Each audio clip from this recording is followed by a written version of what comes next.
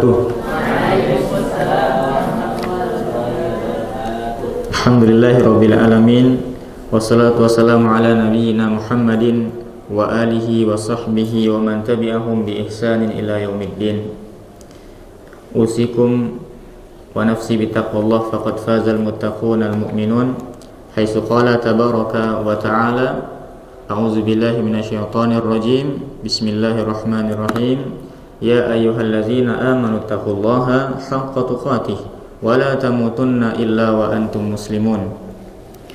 Wa qala fi ayatil ukhra ya ayyuhallazina amanu kutiba alaikumusiyam kama kutiba alal ladzina min qablikum la'allakum tattaqun. Amma ba'du. Hadirin yang berbahagia, pertama marilah kita bersyukur kepada Allah Subhanahu wa taala atas limpahan rahmat yang sudah Allah karuniakan kepada kita. Allah berikan kita begitu banyak kenikmatan, dan kita bisa berada di bulan suci Ramadan ini merupakan kenikmatan yang sangat besar, yang mana mungkin tidak Allah berikan kepada orang-orang yang mungkin sudah meninggal sebelum datangnya bulan suci Ramadan. Maka ini kesempatan yang sangat mulia, kesempatan yang sangat berharga. Marilah kita maksimalkan kesempatan ini dengan banyak-banyak beramal kebaikan. Kemudian salawat dan salam semoga senantiasa terhaturkan kepada Nabi kita Nabi Muhammad SAW, kepada keluarganya, sahabat-sahabatnya, dan umatnya yang senantiasa mengikuti sunnah-sunnahnya hingga akhir zaman kelak.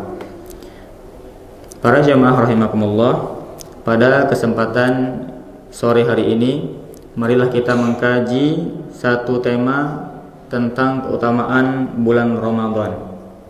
Bulan Ramadan adalah bulan yang sangat mulia. Allah Subhanahu wa taala memilih bulan Ramadan lebih mulia daripada bulan yang lainnya, karena di bulan Ramadan itu terjadi banyak peristiwa-peristiwa penting di dalam Islam. Dan peristiwa yang sangat penting itu adalah turunnya Al-Quran, sehingga bulan Ramadan menjadi bulan yang sangat mulia. Para jamaah rahimakumullah, Ramadan merupakan bulan penuh keberkahan, maghfirah, ampunan, dan pembebasan dari api neraka. Jadi kalau kita sudah masuk bulan Ramadan tapi kita tidak mendapatkan ampunan Allah Subhanahu wa taala, maka kita termasuk orang yang celaka. Gitu ya Ustaz? Masya Allah. Pada bulan ini Allah Azza wa Jalla menurunkan kitab yang mulia, yaitu Al-Quran, yang memberi petunjuk dan cahaya bagi seluruh makhluk. Pada bulan ini pula Allah Subhanahu wa ta'ala memberikan kemenangan besar bagi hambanya saat perang Badar. Jadi perang pertama yang dilalui oleh kaum muslimin adalah perang Badar, yang mana perang itu menjadi perang yang sangat penting bagi dakwah dan Islam, gitu ya.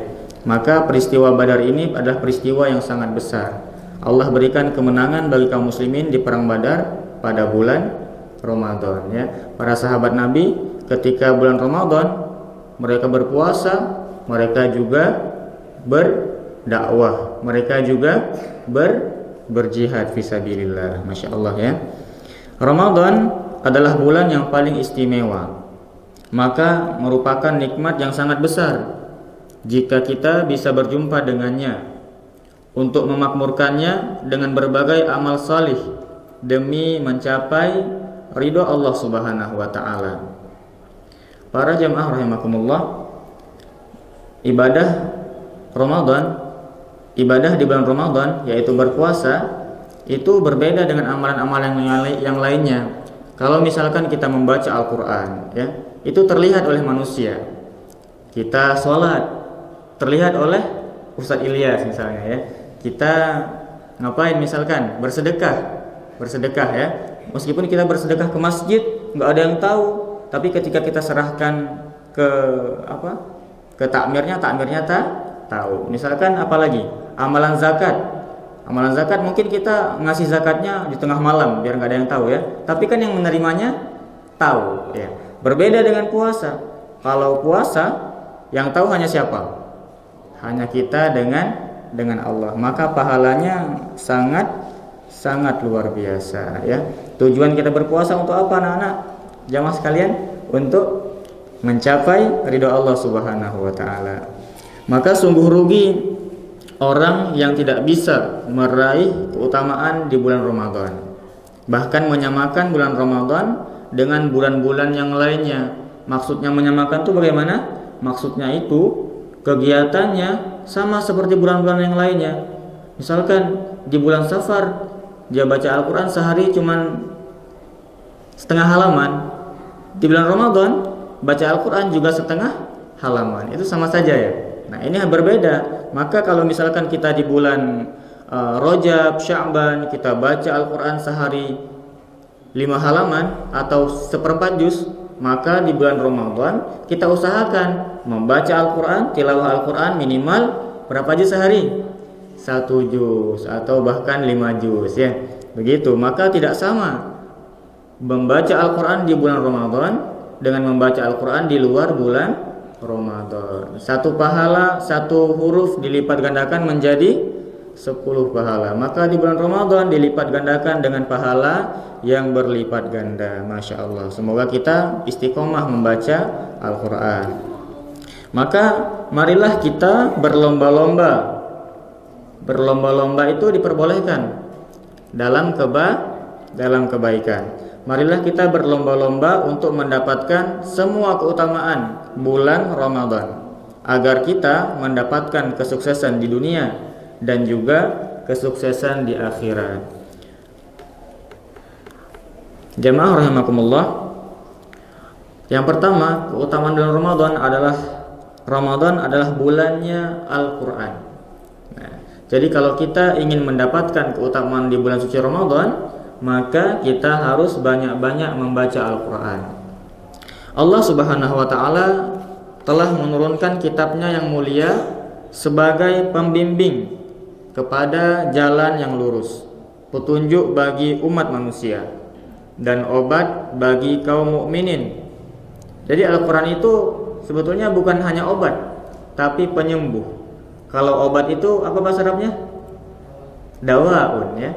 Kalau Al-Quran adalah apa? Huwa syifa gitu ya. Al-Quran itu adalah syifa. Syifa itu berbeda dengan dawa. Kalau dawa, obat, kita sakit, minum obat pasti sembuh enggak?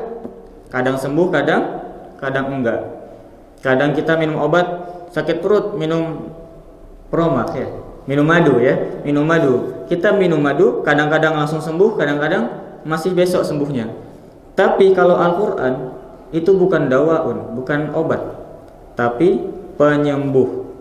Kita sakit apa? Pilek ya, pilek. Ambil 1 gelas air, dibacakan Al-Fatihah gitu ya, Masya Allah. Apalagi dengan makomnya Mas Abdurrahman ya. Nah itu bisa menjadi obat itu. Bukan obat, menjadi penyembuh. Biiznillah, atas izin Allah Subhanahu wa ta'ala. Maka Al-Quran adalah sebagai penyembuh. Penyembuh dari sakit. Segala macam penyakit bisa sembuh dengan bacaan Al-Quran.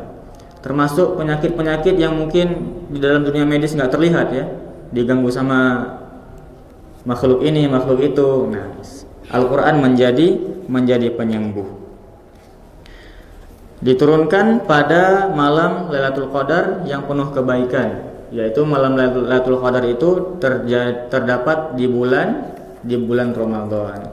Ma'asyiral muslimin rahimakumullah. Allah Subhanahu wa taala berfirman, "Syahrul Ramadan allazi unzila fihi al-Qur'an hudal linnas wa bayyinatin minal huda wal furqan.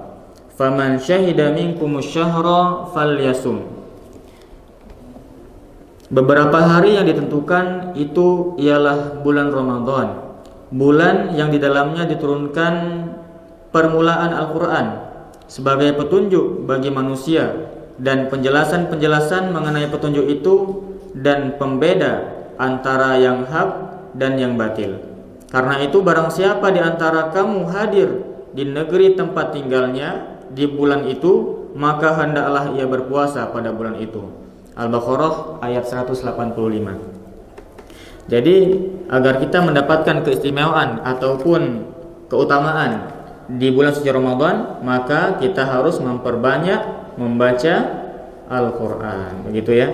Kemudian keistimewaan berikutnya yaitu setan dibelenggu. Setan-setan dibelenggu. Jadi kalau kita lagi berpuasa tiba-tiba ingin berbuat yang tidak baik, kemudian beralasan saya digoda sama setan, itu berarti kita sudah menfitnah setan. Padahal setan sedang dibelenggu. Itu berarti bukan setan yang salah, tapi dirinya yang salah, begitu ya.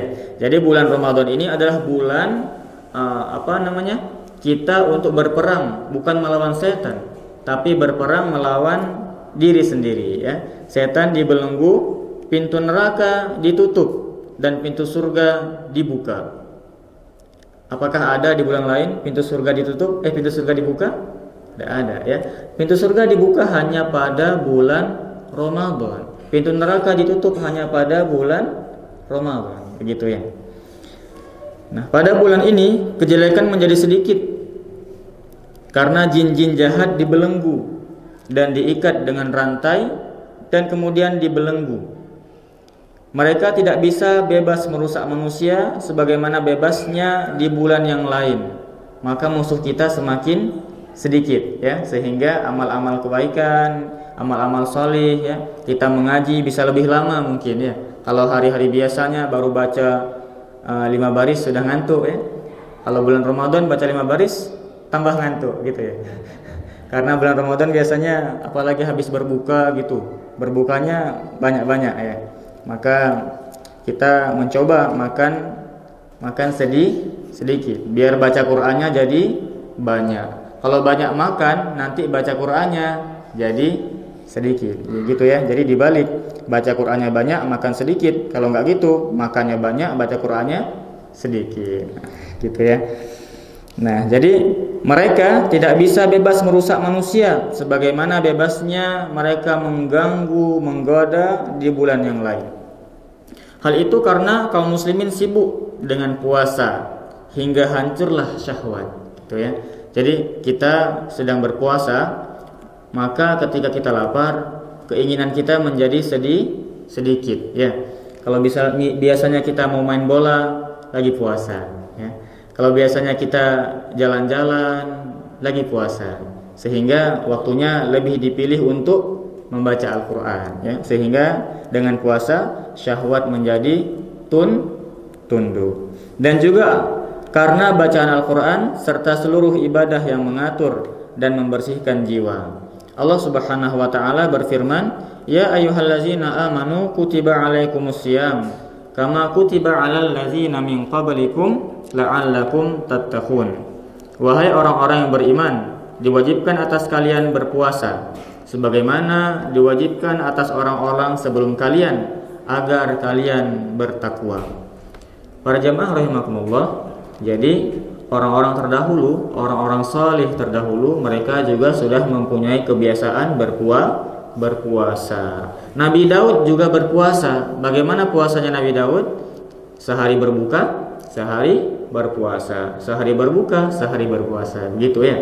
Kalau puasanya di syariat Nabi Muhammad, maka berpuasa penuh di bulan Ramadan. Nabi Muhammad SAW itu tidak pernah berpuasa sebulan penuh di bulan yang lain, kecuali hanya di bulan Ramadan ya.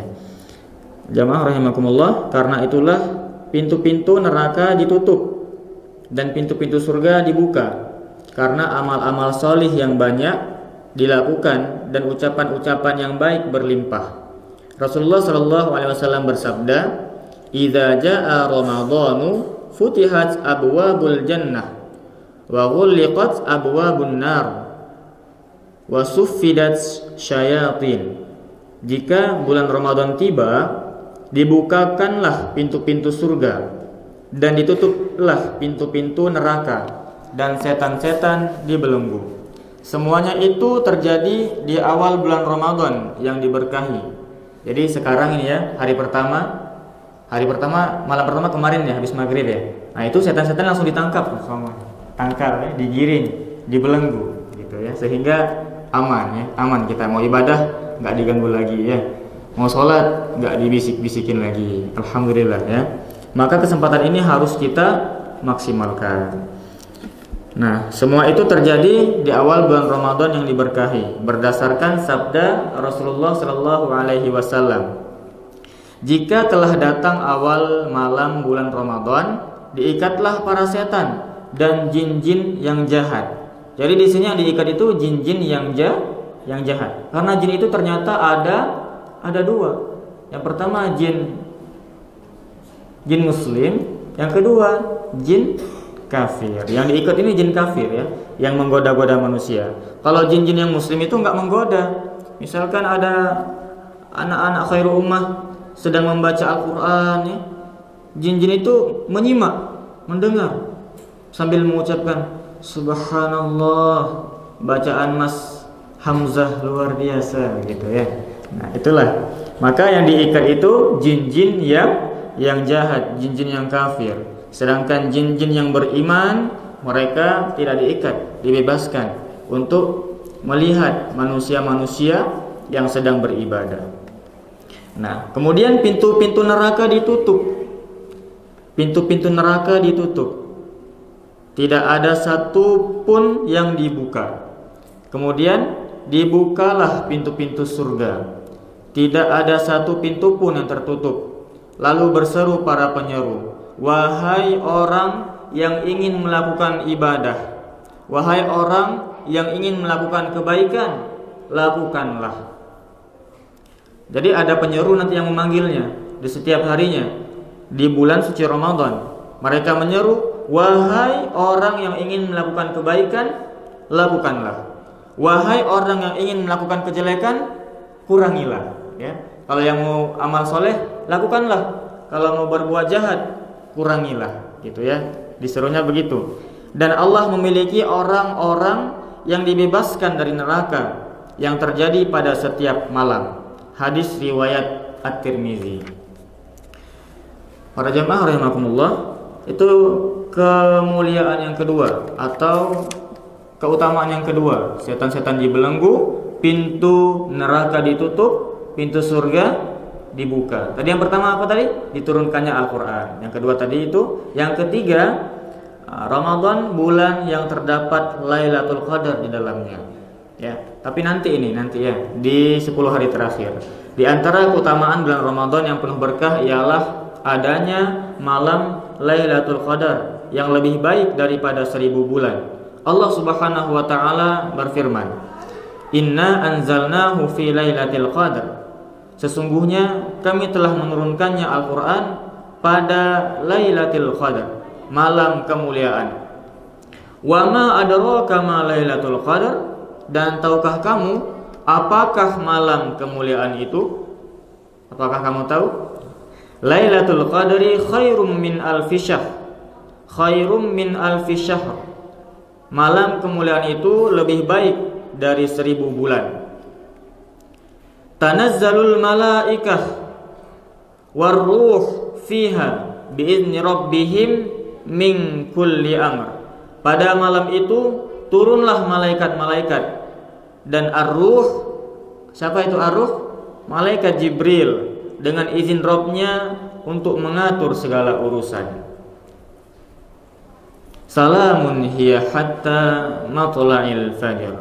Malam itu penuh kesejahteraan sampai terbit fajar. Surah Al-Qadar ayat ke-1 sampai 5. Masya Allah ya. Jadi terdapat satu malam yang sangat istimewa. Ketika kita bisa menjumpai malam itu, kita baca Al-Quran sama dengan membaca Al-Quran kurang lebih 80 tahun. Kalau misalkan tahun kedepannya ketemu lagi, kita baca lagi sama dengan 80 tahun lagi, ya kan? Nah, begitu seterusnya. Maka Ramadan yang kita lewati, kita maksimalkan, ya. Bagaimana caranya kita bisa bertemu dengan malam Lailatul Qadar?